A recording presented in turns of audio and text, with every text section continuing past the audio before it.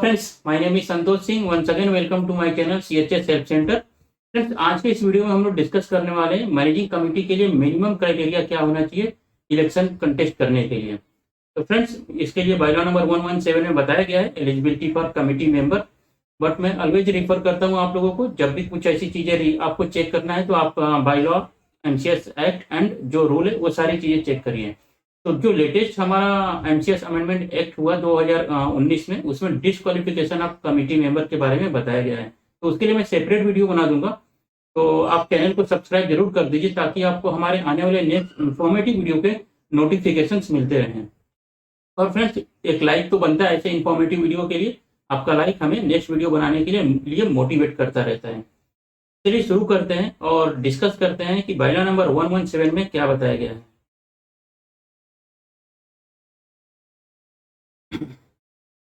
So friends, as per the bylaw number 117, eligibility for committee member. No person shall be eligible for being elected as a member of committee or co-opted on it if he/she has been convicted of the offence involving moral turpitude unless the period of 6 years has elapsed since his conviction. And second है he or she जो भी है default of payment of dues of society within 3 months from the date of service of notice in writing, service either by hand delivery by or the register post or the email, whatever is there, वो defaulter नहीं होना चाहिए. And third one, he or she has been held responsible under section 79, 88, 147 of the act or has been held for responsible for the payment of the cost for inquiry under section 85 of the act. तो ये सारे housing society के MCS act है। अगर इसमें से कोई भी उसके ऊपर लगा हुआ है तो वो भी मैनेजिंग कमेटी के इलेक्शन के लिए कंटेस्ट नहीं कर सकता, वो डिस्क्वालिफाइड है। नेक्स्ट है, in case of an associate member non submission of the no objection certificate and undertaking as prescribed under bylaw by the member। तो अगर वो एसोसिएट मेंबर है तो उसका जो ओरिजिनल मेंबर है उसका कंसेंट लेटर लगेगा एंड जो फॉर्म 10 ए फिलअप करना होता है एंड अपेंडिक्स 5 या फॉर्म 5 फॉर इस मेंबर।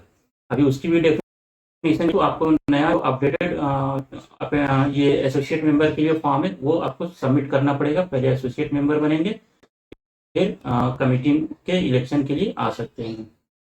एंड नेक्स्ट था he is not an active member. अभी ये हमारा अप्लीकेबल नहीं है, इसके लिए मैंने इसको क्रॉस किया हुआ है। Active non active member has been removed in our MCS amendment act.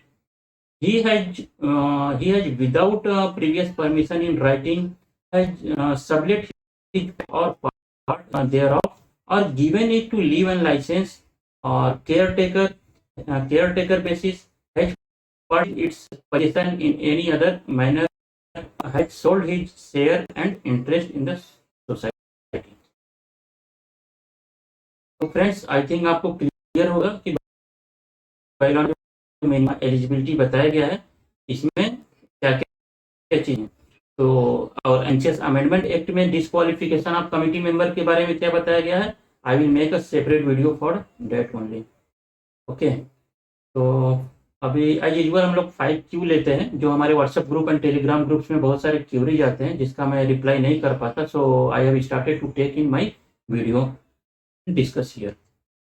तो फ्रेंड्स, फर्स्ट क्वेश्चन है, dear sir, in my society chairman Mr. X, but he don't come in any meeting and her wife working as a chairman and she is joint owner. Is it allowed? Even in committee WhatsApp group she is handling. No, not allowed. Even if she is a joint owner, तो उसको properly उनको जो हमारा associate member है या तो joint member है, उनका जो procedure है उसके थ्रू इलेक्शन में कंटेस्ट करके आना चाहिए। डायरेक्ट आप चेयरमैन अपॉइंट हुआ है और आप अपने वाइफ को या अपने सन को, डॉटर को ऐसे इंक्लूड नहीं कर सकते और आपका जो रिस्पॉन्सिबिलिटी है आपको ही देखने का है, आप अपने वाइफ या किड्स को नहीं दे सकते हैं। This is the wrong process, you should oppose that और complain to the deputy registrar in your area. I am treasurer in my society. Well, we call monthly committee meeting every month, but only 5 to 6 members come out of 11. Can we resolution will be the minimum quorum? Okay. So out of 11, 6 is the minimum quorum to conduct the managing committee meeting. Okay, to pass any resolution simple majority is required. अगर 6 member अगर present है तो उसमें से 4 member आपको अगर vote करते हैं किसी भी रिजोल्यूशन को पास करने के लिए तो आप पास कर सकते हैं। नेक्स्ट क्वेश्चन है, dear sir, we are provisional committee selected by the promoter in general body meeting. In starting we are not aware of the bylaw, but now came to know the member of society can be in committee. In our committee, secretary is husband of one of flat owner. Flat is name of the wife. What to do now? It's a very critical case. Builder को ये सारी चीज़ें ध्यान देनी चाहिए। Builder या promoter जो first time करता है, बट वो उनको भी बाईलॉ का नॉलेज नहीं होता, और जो उनके पॉइंट ऑफ कांटेक्ट बने होते हैं स्टार्टिंग से लिस्ट में, वो ऐसे उनका नाम डाल देते हैं। ऐसे ऑब्जर्वेशन मुझे भी मिला हुआ है। तो अभी क्या कर सकते हैं, प्रोविजनल कमेटी 1 साल के लिए है। अगर डिजॉल्व करने जाएंगे, इससे अच्छा है कि आपकी सोसाइटी चल रही है तो चलने दीजिए 1 साल तक। और आपका प्रोविजनल कमेटी 1 साल तक के लिए होती है। 10वें महीने में आप 2 मंथ बिफोर अप्लाई करना पड़ता है इलेक्शन प्रोसीजर के लिए। 2 मंथ बिफोर आप इलेक्शन प्रोसेस स्टार्ट करिए और new committee as per the NCS act rule and bylaw के हिसाब से कॉन्स्टिट्यूट करिए। अदरवाइज आपके ऊपर है, अगर प्रॉब्लम हो रहा है, क्रिएट हो रहा है एंड सोसाइटी अगर रूल एंड एक्ट के हिसाब से नहीं चल रही है तो फिर आप एक्शन ले सकते हैं, रजिस्ट्रार की इधर कंप्लेंट कर सकते हैं आप। I want to make my wife associate member and also she is interested to come in committee. What is the procedure? Okay, so associate member बनने के लिए जैसा हमने बताया कि आप को एक फॉर्म होता है, form number 5 and form number 10 है फॉर द इलेक्शन। आपको फिलअप करिए, 100 रुपीज एंट्रेंस फीस पे करिए सोसाइटी, तो you are transferring your rights to your wife. आप में से कोई एक ही मैनेजिंग का इसमें एजीएम या जनरल बॉडी अटेंड कर सकता है, कोई एक ही वोट दे सकता है, आप दोनों नहीं कर सकते।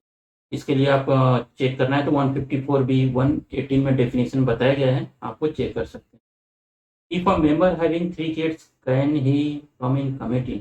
No, as per the NCS amendment act 154B 23 में इसके बारे में बताया गया है, वो आप चेक कर लीजिए। अगर 3 किड्स आपके बिफोर आई थिंक 2001 के पहले हैं तो अप्लीकेबल है। After that not allowed to come in the managing committee. तो अगर आपके पास 2 से ज़्यादा किड्स हैं तो आप मैनेजिंग कमेटी में नहीं आ सकते। ओके फ्रेंड्स, तो इस वीडियो में इतना ही, और आपसे रिक्वेस्ट करूंगा कि वीडियो को ज़्यादा से ज़्यादा अपने सोसाइटीज़ में, अपने सोसाइटी के ग्रुप में, कमेटी को शेयर करिए, ताकि बाईलॉ रिलेटेड अवेयरनेस लोगों में ज़्यादा से ज़्यादा हो। और जितनी ज़्यादा अवेयरनेस होगी सोसाइटीज़ में, आपकी सोसाइटी उतनी smoothly, happily and without any litigation run होगी। तो friends, thank you for watching. मिलते हैं नेक्स्ट वीडियो में।